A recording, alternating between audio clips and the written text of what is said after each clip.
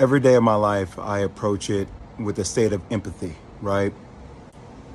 Regardless of what color, what creed, what race you are, I look at people as human beings. I think that's important.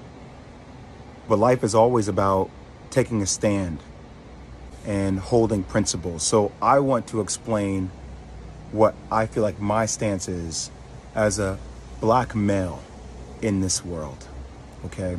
And conversations that I've had with my brothers and sisters in the black community. And I want you guys to empathize with it and hear me on it. So when I hear what Kyrie Irving has to go through in order to be reinstated, I'm appalled.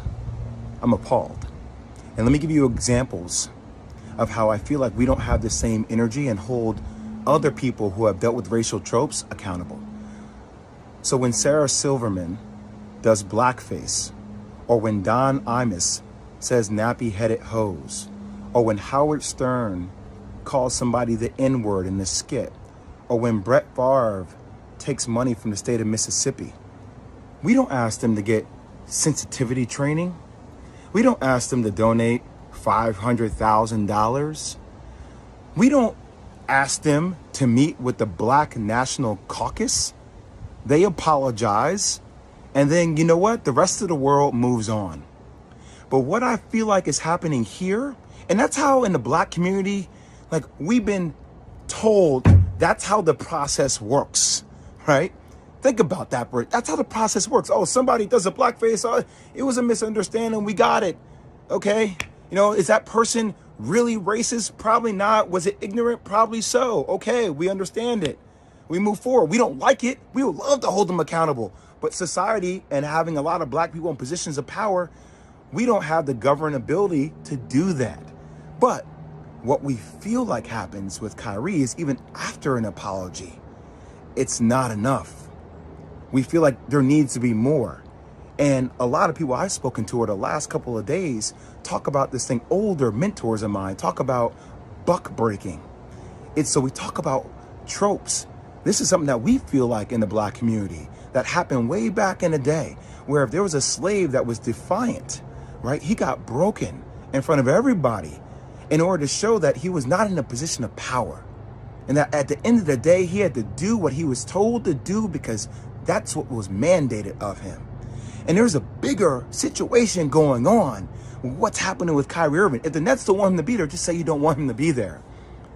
But we should hold everybody accountable, even owners of teams accountable with things that are happening in other countries, i.e. China and Uyghurs and the Muslim genocide that is occurring, that we hear Enes Kanter talk about. But we don't keep the same energy for everybody. We pick and choose what conversational points we want to make more polarizing. And I might lose my job. I might lose deal opportunities in the future for speaking out about even the platforms that continue to promote and profit a movie that is considered anti-Semitic to billions of people. They don't have to be accountable. Who is accountable? But we're going to put everything on the shoulders of Kyrie Irving, even though he said, I cannot be anti-Semitic because if I know where I came from, stating that he's one of the 4 lost tribes. He's saying that blacks and Jews come from the same entity, the same thing. But we don't want to understand nuance. We want to be triggered by words. And we like fire.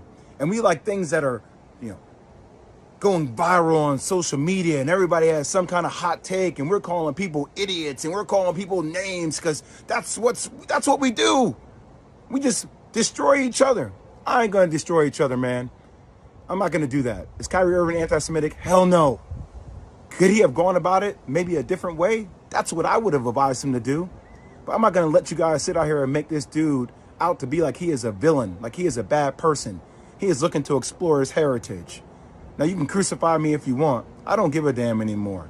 It's time for people to start speaking out with nuance and speaking out on the principles they stand for. That's all I'll say.